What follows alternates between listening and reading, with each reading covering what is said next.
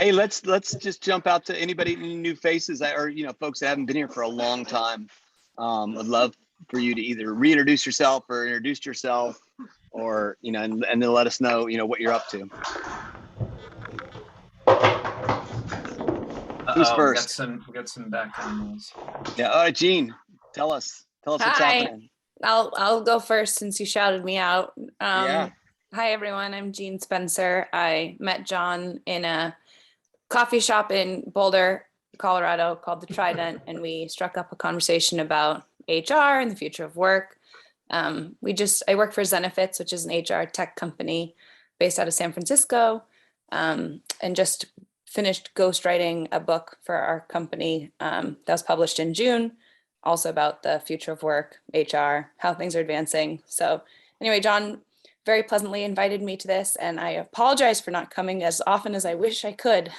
Thought I could just sneak in here, but you guys have great conversations, and I'm always learning stuff from this group. So happy to be here again. Oh, thanks, Gene. And Gene, this is for you. Look, check it out. Oh, wonderful! Yes, I take the Trident everywhere I go. That's it. Yeah. All right. Who else is out there that's new? Hi, my name is Elise, and I'm Hey, new. Elise.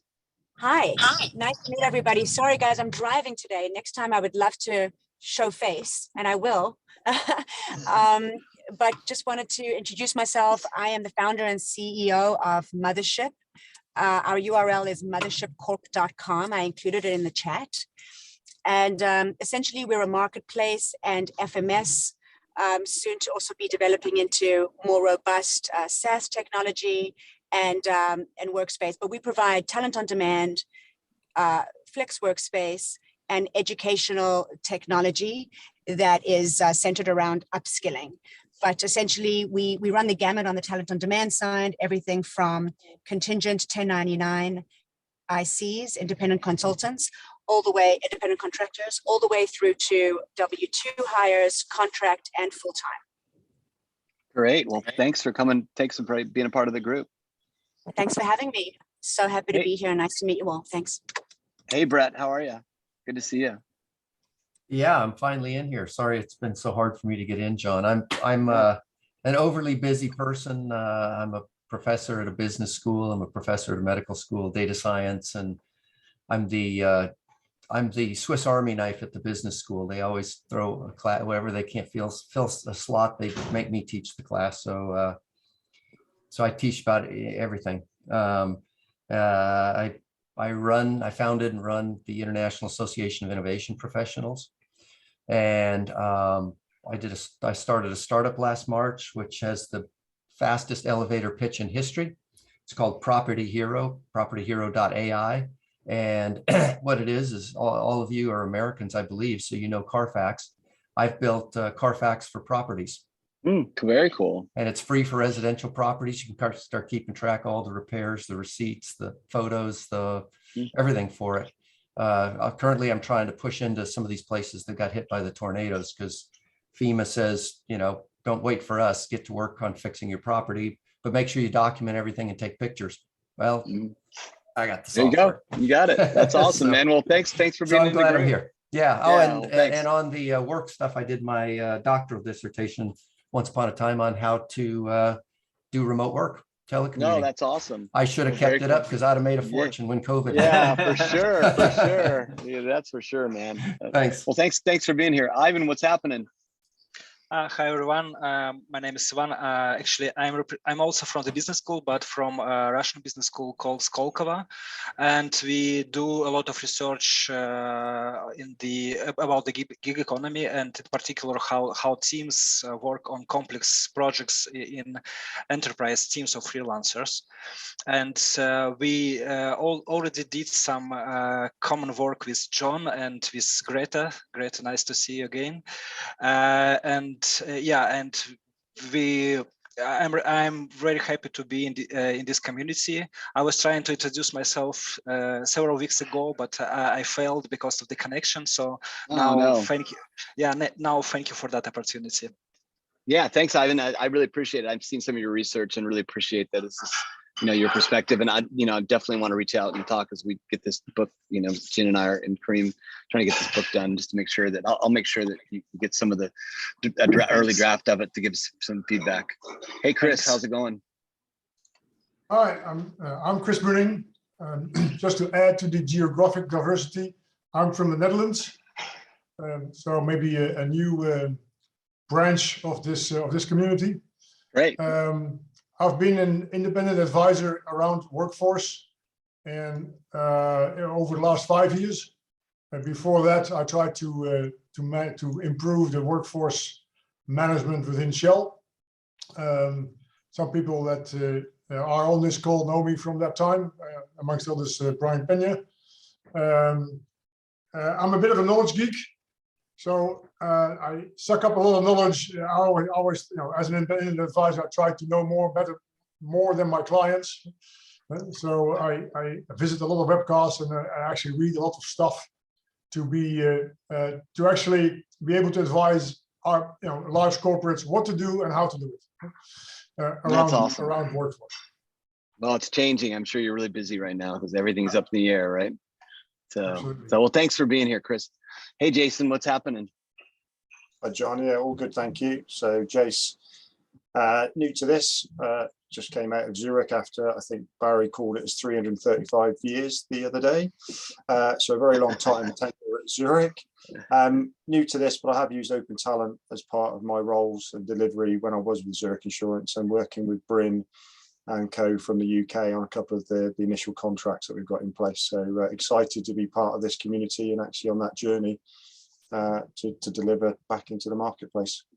Yeah, that's great. That's great. Yeah, you were on so we did a Barry, Yeah. we did, maybe you want to talk about it, or Jesse, you can take, talk about it. We just did some training for a whole new cohort of consultants, and I think, we're really, really busy. So getting the community involved has been really, really important. How did that go? Yeah, I'd say it went well. It was good. It was only a handful of sort of consultants, but it was people who generally have worked as consultants previously, and we could just, sort of sheep dip them into how to deliver consulting into companies the open assembly way. So we've done 2 90-minute sprints. I think we've now got, two or three people ready to go for our new projects in January, Jace being one of them. So it's good to have you on board, Jace. And big shout out to Bryn and Diane, who ran the training and did a brilliant job.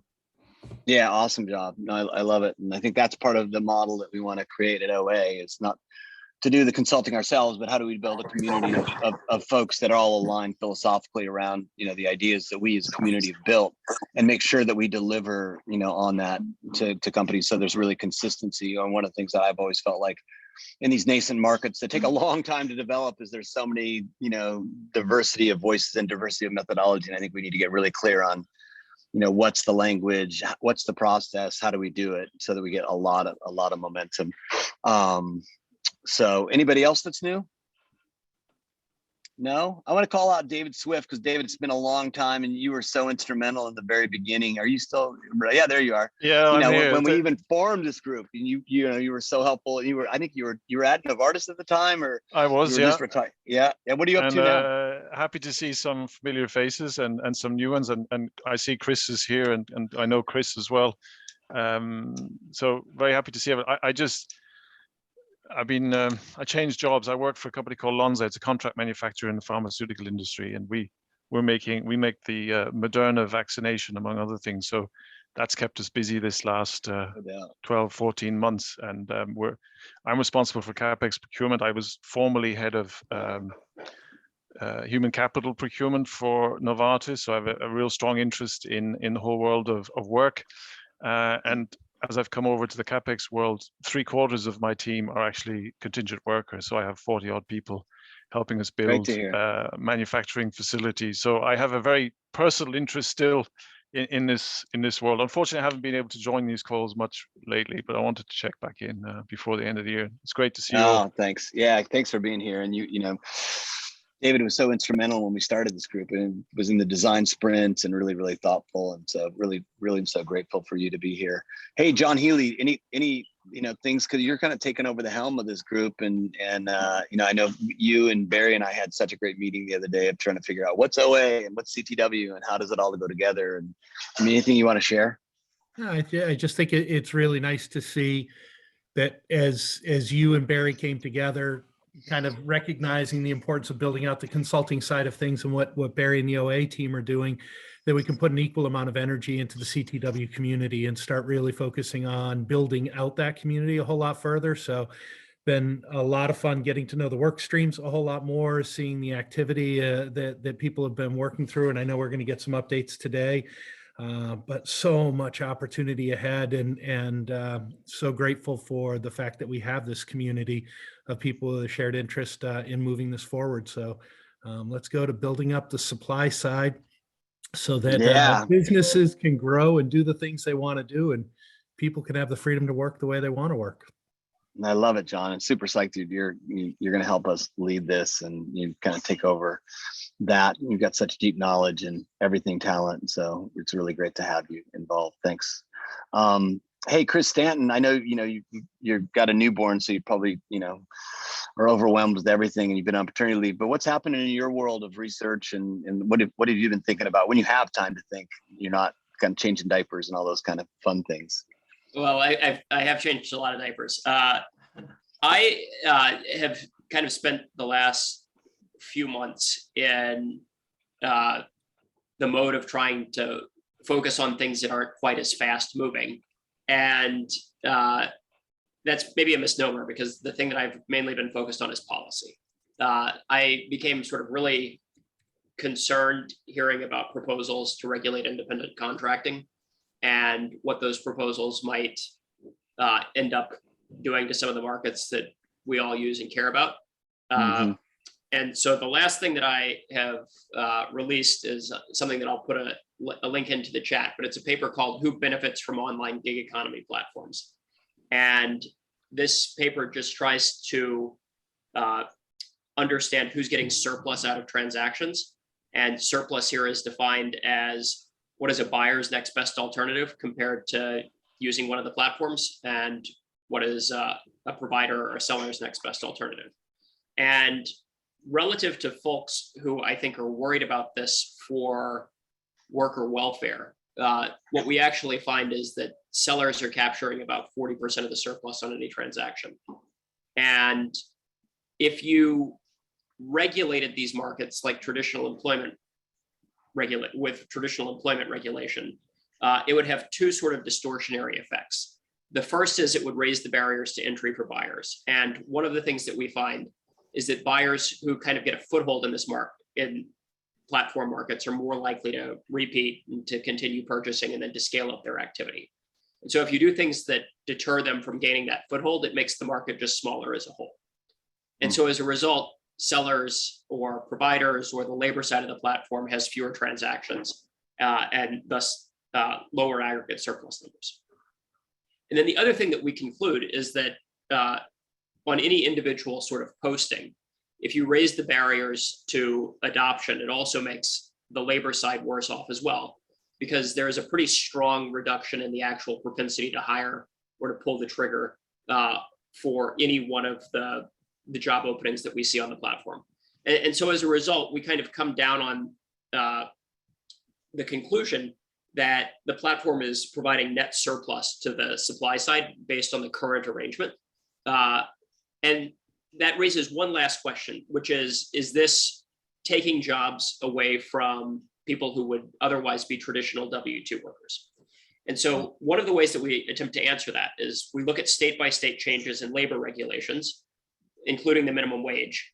And we basically find no correlation between changes in the minimum wage or changes in other labor market policy and the use of online platforms, which suggests that the work that we're picking up is really work that isn't sort of substitute work for people who would otherwise be in a W-2 position, but is work that is being done in addition to what you would see traditional workers doing. So it's either innovative work or it's work that is probably at a scale that is below the scale that would justify a full-time equivalent.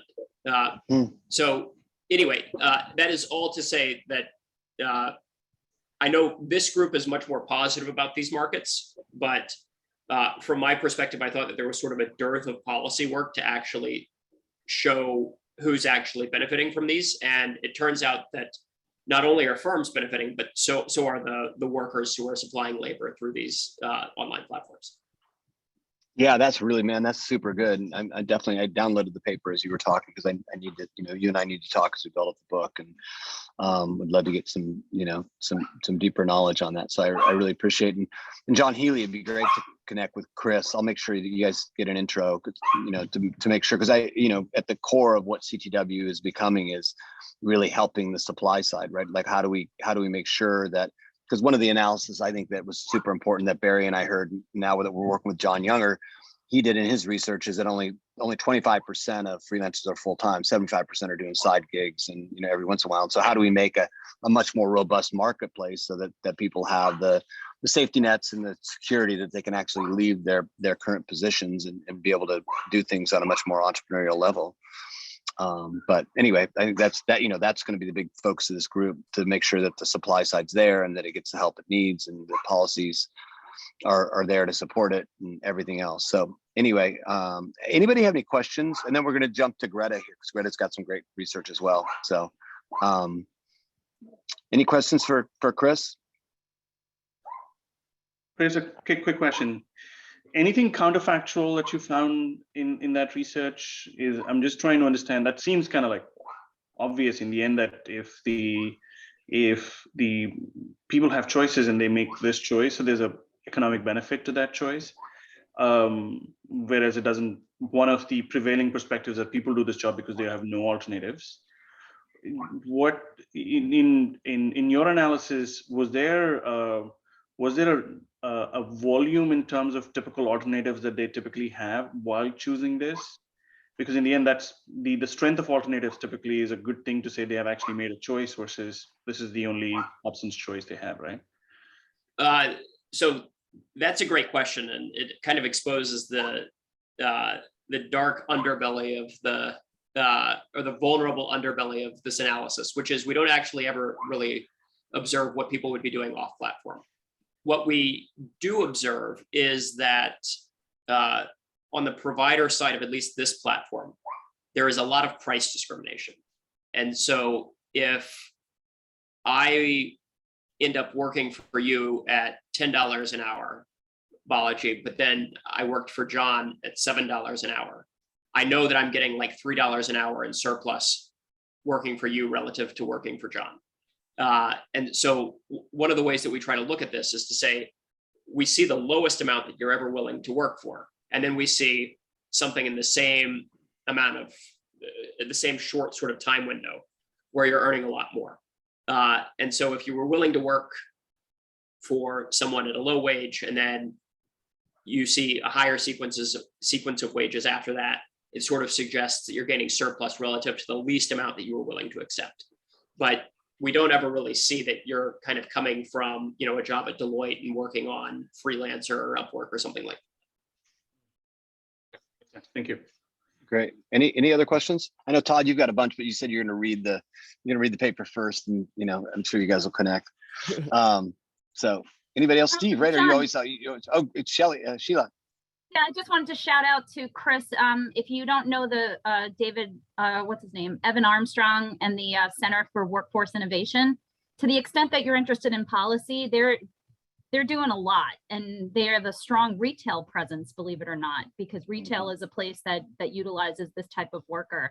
Unfortunately, LifeSci Hub just hasn't had the bandwidth to participate, but happy to do an intro if you're interested. I put some stuff in the chat if you're interested. That would be great. Thanks, Sheila. Yeah, that's great. Steve, Rader, any thoughts from you on Chris's stuff? Yeah. So, well, one, I mean, this is fantastic, Chris. I think you always are asking questions that are a couple of steps ahead of folks. So thanks for that. I'm very interested in the non-monetary side of this as well, though, because I think a lot of what's driving people to this new model is upskilling and learning and agency and, community and things that they simply weren't getting with enterprise. And I'm interested to see that get folded in. As far as just the overarching, John, I'm just reflecting on where we are.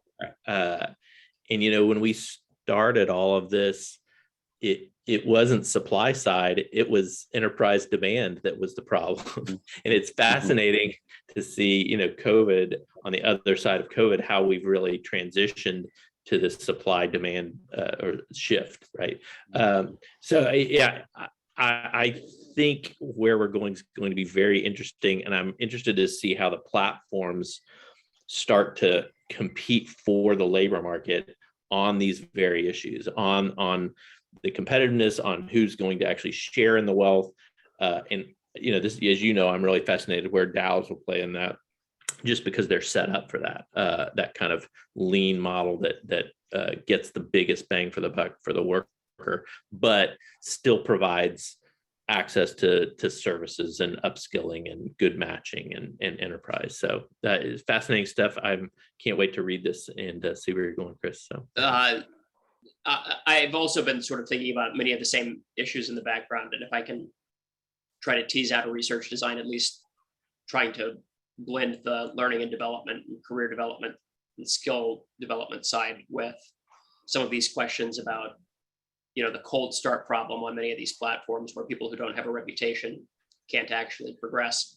I think that would be really fascinating, because one of the things that I at least believed up until seeing an influx of people on the supply side on these platforms was that you would tend to go to a firm, get trained up, get some reputation that you could take onto a platform, and some skills that you would have developed on the job, and then you could go off and sort of make it on your own. And I don't know if that's changing today, but traditionally, at least my mental model was that many employers differentiated themselves traditionally by being a place where young workers could get skilled, and then they could go off and do other things. And I think the pandemic is going to upend that, or at least change the model a little bit. Yeah, it's a really rich discussion, because I can tell you, my wife and I both, we're both basically freelancers. We've been for years. But as a professor, full-time professor, I've always had insurance coverage. Now I'm freelancing at a number of universities, and her and I are just terrified because we're paying way too much for health insurance out there. So until we figure out a solution to this, the employers always have that upper hand for at least one person in the family, which is unfortunate. Yeah. Right. I totally agree. Can I ask you, again, one of my biggest pushes to this community is to have more people like you who can actually provide the perspective of the freelancer. So Brett, the surplus that Chris was talking about, does that surplus not account for the increased cost of insurance? Well, it's funny because I work from anywhere from adjunct pay, which is like, $4,000 for a semester to teach a class, to up until COVID, I was working a lot as a professional paid speaker, where I could get anywhere from $5,000 to $7,000 for a 1-hour speech. The little consulting projects pop in, a little training here, a little training there. It's a hodgepodge of stuff. We make enough money to pay for the insurance, but I'm in Texas, where they never what they call it, bought into the Medicaid thing. So the only insurance we can buy is HMO, which means if I'm traveling somewhere else in the world and go to the emergency room, they threaten to not pay it. And it's just a crazy system we have. I'm not advocating for a single payer system necessarily, just some way to make it easier for people to go out there and work independently. Very good distinction. I appreciate it. I think that's great. The key to remember there, though, is that's a U.S. worker competitive problem. That's not a global worker. Like, this is, if you're going to go talk to a legislator, that's the point you got to make about healthcare. Is it's not about equality for all. It's about competitive for our workforce. Right. Because most other countries, this is not the problem. Yeah. Well, and as we've talked about before, the U.S. automotive industry, 10 years back, I don't remember when it was, but I think we've all heard the statistic that they said something like $8,000 of the cost of the car is towards benefits, and the significant piece of that is insurance. So that's a tax on American products, if you think about it. That's a great point. This is a great discussion. I think we should definitely continue it. I want to jump to Greta, though, because I know Greta's been doing some great research, and she's on tap to share some of that stuff. And Greta, it's so great to see you. It's been a while since we've kind of connected, but I just, I'm just really intrigued with what you've got going on and how this stuff's going at iWork, and just you and I need to catch up on a more personal level to kind of, I want to share with you what we're thinking on the book and get your feedback and all that stuff. But I'm going to let you take the stage and share, what you're thinking and where things are going. I love that, John. Let's catch up separately, but really nice to see everyone again, and so many familiar faces and some new ones as well. For people that haven't met me, I'm Gretta. My Dutch name, I'm from the Netherlands. Greetje Corporaal. It's difficult to pronounce. Everybody just calls me Gretta.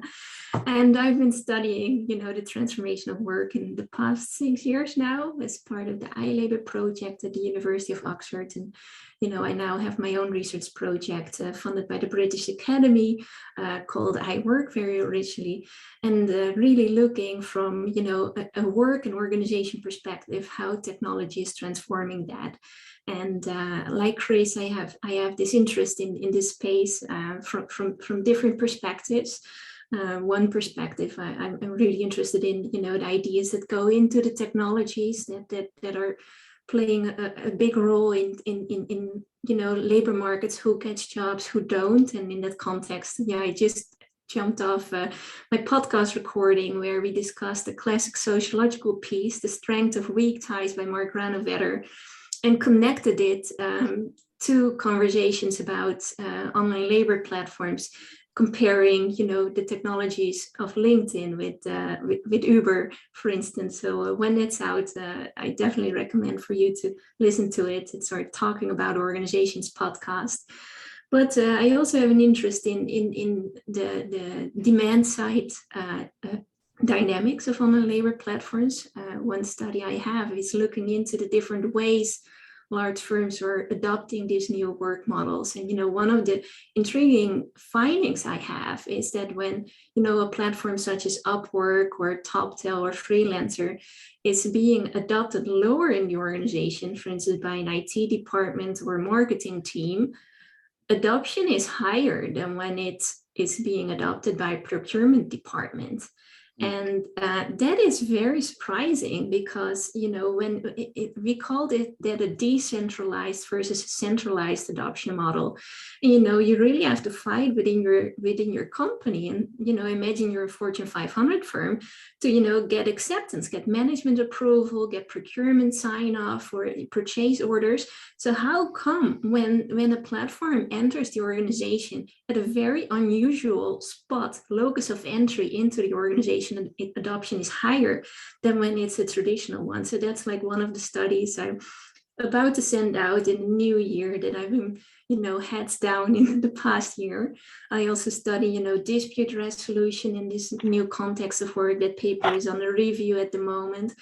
And a study that I'm actually need your participation in is of Open Assembly. So we have been, in the past year behind the scenes, but the year before in 2020, very, actively following how Open Assembly started at the beginning of the pandemic, how you guys formed a community, and really, as social scientists, kind of following the effort of you guys, how you bring together your knowledge and expertise, how you created resources and vocabularies to describe the transformations of work and bringing that to industry or bringing that to the market, like John referred to.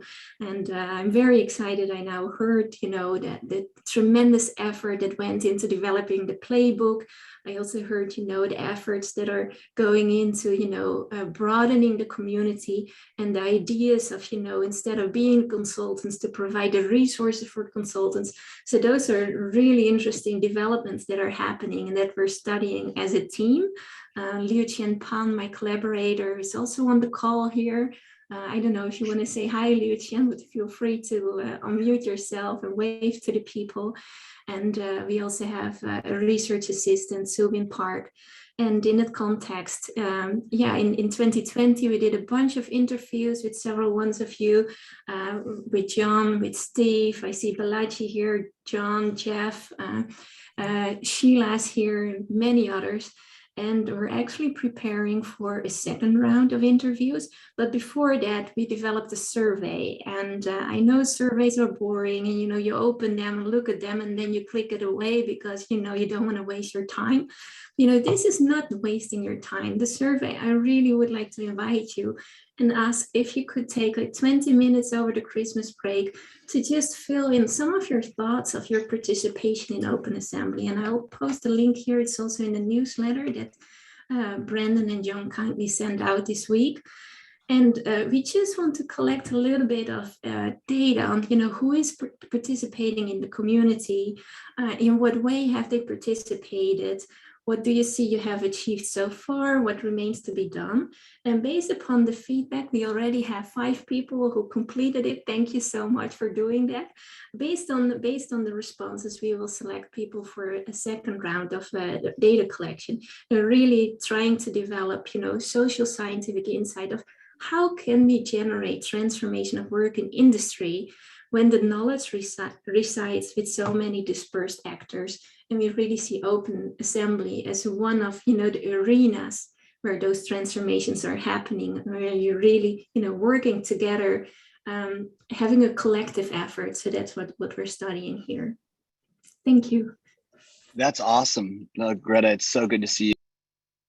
Thank you so much for continuing this research. I'm really fascinated by kind of, it seems like, at least for me, I've been so down in the weeds of like, working to figure this out that sometimes you can't see the forest for the tree. So it's really awesome for you to provide that perspective and some context to see, what we've been doing and things like that. Especially, I want to make sure that you get a chance to interview Barry and Bryn, because they're really delivering a lot of stuff, and really taking a lot of the things that we've talked about in this group and putting into a process that's adoptable. So I hope that can happen in this next round of things. Does anybody have any questions? Does anybody have any questions for Greta?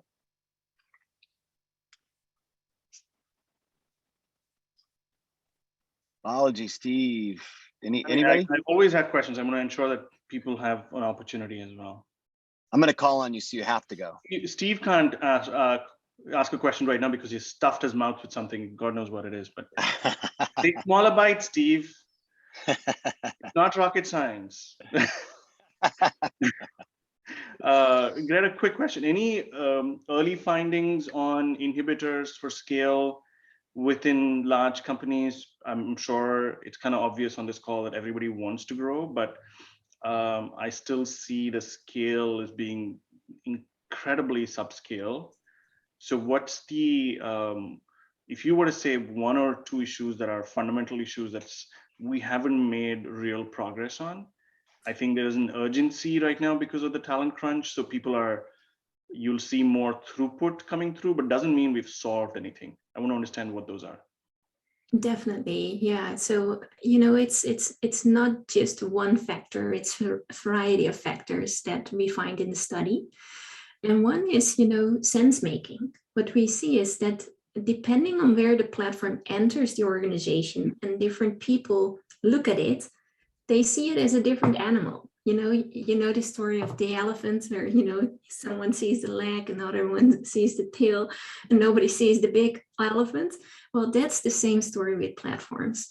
And sometimes when it enters in a procurement department, they just think it functions the same way as a temporary staffing agency.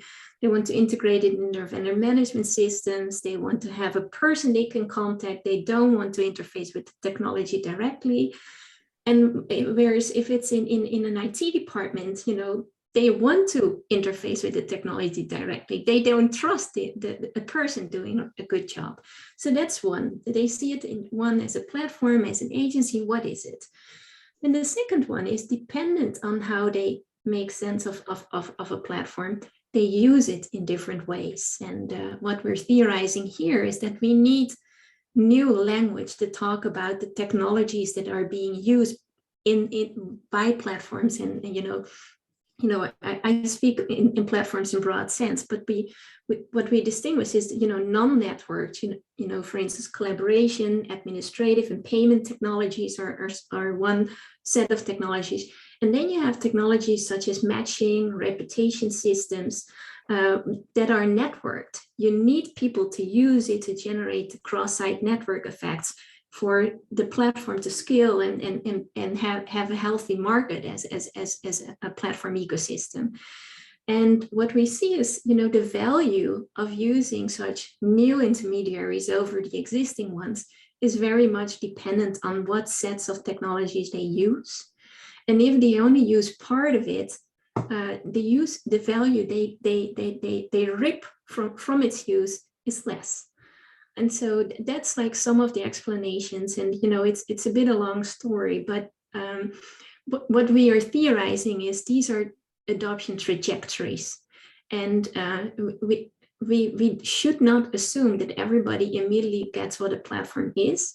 We should not assume that they use it in the way we designed it to be. We need to understand that they see and use the platform to solve a concrete problem in their organization. And as organizations have many different problems, we have many different uses. And that's why it's so challenging to scale up the adoption. And when you enter locally, it's confined to that local setting. You have persistent use. But if it's central, for instance, by a procurement department, you have to convince people lower in the organizations to use the platform, but they're like, why should we? So yeah. So David, can I pose it's not a simple answer. Yeah. Can I pose that question to David? And then, David, I think you are at least one of my rare friends in procurement, so I'm going to ask you this. Somebody on the dark side. Come on. on the dark side. I mean, I think one of the biggest problems in large companies is this forced alignment that happens, that scale only has to happen in one mechanism. Whereas at least I feel that the existence of that elephant and feeling it out in different formats is actually a strength, right? People should be able to use it based on what elements they find comfortable in using the platform. If they like the tail, they should keep using the tail. They don't need to go start using the ear because somebody else wants to. How does procurement in the future enable that kind of diversity of approaches of use? Whereas I feel that experimentation and innovation starts in one way, and then when you want to scale it, you force alignment, and people that were comfortable with the original formats just are not interested anymore. That's a really big question. Look, I'm not speaking for myself, but just generally procurement. I think there is a tendency to want to control things, right? We want to control how people spend money, and that's maybe where we get a bad reputation. So if you have Fieldglass and that's your MSP program and you want everything to run through that, it's because you can control it. When you bring something different, as I tried to do in Novartis, then people start to get nervous because they don't know it. We're going to lose control? Are people going to run out there and, is it risky? Are we going to break some rules or whatever? So people get very nervous.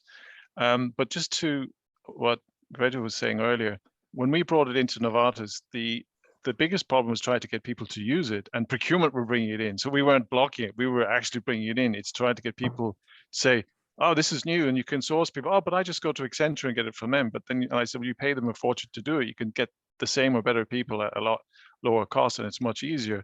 But the inertia in big corporations is what stops a lot of this. And it's trying to get people who understand it and believe it, and one or two will try it and then get some successes, and then you can build on that. But in a big corporation, it's an oil tanker. It's trying to get people to do new things. It's not procurement that will stop it all the time. They may sometimes. In our case, it wasn't. It was the opposite. So it's a difficult thing to do. It's a pretty much it's a consistent risk versus reward. When you're driving a procurement sort of program, you're rewarded, or your goals are primarily predicated on controlling costs, managing risk, and making sure the trains run on time. What I find is that the closer you are to the coal face of the business, the thing that generates revenue, the thing that affects, improves overall profitability or the customer experience, they're much more willing to experiment. Oftentimes those decisions and a lot of innovations, when I used to run a procurement group that managed a lot of manufacturing sites, those guys in the facilities would do anything to squeeze a nickel of productivity out of $1 billion program. The problem becomes when you try to deploy and consider these solutions to be deployed at scale across thousands of different users and needs. those are a little bit harder. And to build that skill within organizations is a little bit harder. Exactly. Yeah, and Greta, I think this is such a great conversation. It's something we're writing about in the book and interviews that I've had with Hayden Brown at Upwork, where she's, one of her largest frustrations is she has so many amazing clients, but they're at that kind of, operational level, even, leaders in companies like Google that, have built their whole workforce in their division off of Upwork, yet she's unable to share those stories even inside Google, right? Even inside the client, because they've built their careers. And so the thing that Hayden and I came up with is this idea of secret sauce, right? Is like, if laying out the scenario of, if you're a mid-level manager and you've just done some great research, let's say in marketing, and you are really excited about your research and this could be a career changer. And then you go to the, centralized service of graphic design and, your meeting's next week and the central service says, sorry, it's gonna be 3 weeks to get that deck done. So desperately you go online and you find Upwork and all of a sudden it works really well and you get that promotion and you're starting to use more and more freelancers. You're sure as hell not going to tell the company that you're using it because you don't want it to be re-bureaucratized, right? Exactly. And I think that's part of the thing. And so, from a platform perspective, it's a real frustration for Hayden because she wants to be able to tell those stories of those successes at that kind of, tactical level, even to the companies that are buying her services, but it's just unable to do that. And I think it's a transition. Yeah. It's a transition area. Yeah. Like, there's much more to the story than I can tell in 10 minutes. And I'm happy I know. When the paper is out to do like a session on it or, have That'd be some sort of fun. seminar. But one of the things that you could keep in mind is, the people that are adopting in the organization and the ones that are using it are often not in the same place. And that's an adoption of a technology that is not a standalone thing. You have to invest in new capabilities and new processes and infrastructures. And if, a procurement department is the one that has to make those investments, the one that benefits from it could be a local line department. And so procurement might not always be interested or see the value. If it's the other way around and adoption is by a local marketing team or a local IT team, adoption and investment is within the same group, it's the same people.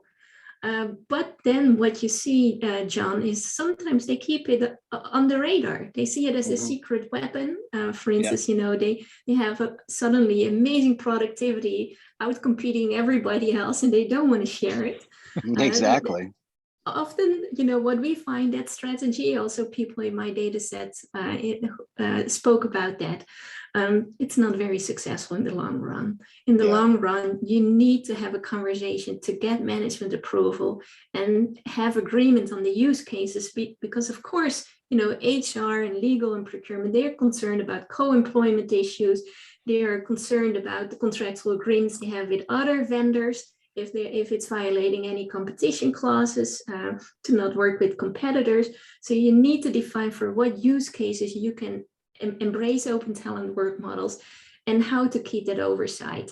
And, I always said, we should see adoption as a B2B adoption story. It's not a B2C. So gig economy adoption, where it's consumers, it's a whole different story. Here we have large organizations, they're slow moving animals. Yeah. And we just need to have a long breath. That's great. Sides. They're slow moving on both sides. We can beat up the enterprises, but we need marketplaces to move as well. Hey, Alla, I'd love to take a question. I know we've got a couple of questions, Alla and Chris. So Alla, why don't you go first? Sure. Greta, really interesting, work. So I am on the IT side, on the security and risk side, technology, adoption, things like that. I'm actually not surprised by the findings, and it's probably for several reasons, but I'm really curious whether or not you're seeing any trends about, so when procurement is leading the charge for technology, one of their requirements is that this has to fit their use case exactly, right? How tailor-made can you make this? The problem with that is that there's this over configuration and over customization. And when something changes inside of the organization, maybe it's a policy, maybe it's a strategic, realignment, technology, because it's been so over customized, can't bend to accommodate for that. Now, when you see technology teams that are leading these technology projects and sourcing technology platforms, they're looking for that flexibility because they understand they're going to be able to, they need to be agile. So when things change, they'll make those changes. If they see that, users are hung up on a specific issue, maybe it's a usability issue, a UI issue, they can make those adjustments to help build up that type of broad scale adoption. I guess that's just some of the data that, I see in my line of work, but I'm not sure if that was present or came up at all. Definitely, like you're pointing at a number of things, and yeah, thinking about what we see is that when a traditional department, HR procurement, adopts a platform as a new vendor, you often have a power relation between the client and the vendor. Who sets the terms of the contract? Who determines the interface? As an industry, large corporations are used. They can write the contract. They determine the interface, and vendors with a human interface have traditionally sold themselves since the emergence of staffing, as we're very, adaptable. We can adapt according to your wishes. But when your business model is replacing some of those humans with technology, you have standards. You need to have standards to make the technology work. And so there's a change in the power relationship between the vendor organization and the clients, or the clients suddenly cannot set all the terms. Sometimes they have to accept some of the terms of the platform. If they don't, the platform can, create a human layer on top of the technology and, resolve issues like that. And that's, the trends that we have seen in the past couple of years. And that's fixing some things, but what people don't realize, it's reducing the value proposition. Because if you put humans back in the loop and add the technology, the chain of actions that have to happen is actually getting longer rather than shorter. And so on-demand hiring, finding the skills, the value proposition of using a platform model for hiring a contractor over the traditional intermediary that you already have an interface with is becoming less. And that's something that, in the paper, like I said, it's not a simple story. There are several factors. And it's not that, one adoption model is not a success and the other is a success. We just see that sustained adoption after a phase of exploration is higher when it's being adopted at the local department where, line managers can directly interface with the technology to find someone when they need it and when they have a concrete business need. That's where we see value is the highest, the business need is the most, and they're very motivated to invest in new capabilities. And when it's, at the level of, a central department, it's different. Sustained adoption is lower when they want to stick and not want to change anything else. In our case, those were only a couple of firms in that setting. There was no sustained adoption. And the ones that did, they either invested very heavily in new infrastructures in the organization to reroute work to the platform, or they just didn't adopt in the long term because they couldn't generate enough demand within their company. And that's part of how do you convince local line managers to change their practices, because they will see it as a change in power. And how can you sell it as a story of empowerment rather than centralizing the power? Yeah, I love that, Greta. Hey, I know we're at time. Chris, I respect the fact you've had your hand up. Sorry about that. You got a quick question? No, I just had a few comments, but for sake of time, let's leave those for next time. Okay, that sounds good. Well, I'm super psyched you're here, and I'm sorry about that, didn't get to you. And John Healy, you want to wrap just kind of with a quick update on CTW and things like that, or you want to just wait till putting it out in an email? I think let's get it out in an email or communication. I know Brian's done a ton of stuff on platform accreditation, link on advocacy. We've got Mafe getting the code of conduct creation team coming together and working through that. And Ashley and Mark have done so much in the marketing and education side of things, but we can get that out to everyone as we go forward. So happy holidays, everyone.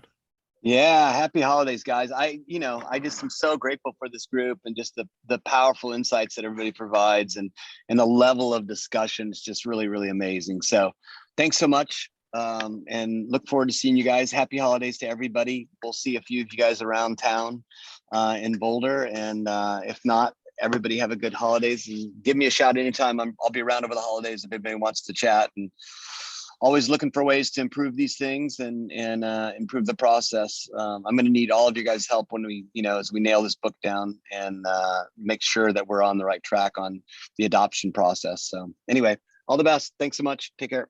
Guys, thanks. Bye-bye. Thanks, John. By the way, I got to take my kid up to CSU later. I'll look you up. Maybe we can. Yeah, please do. coffee. Okay. Okay. Bye. Okay. That'd be awesome. Thanks. Happy holidays. Bye. Happy holidays.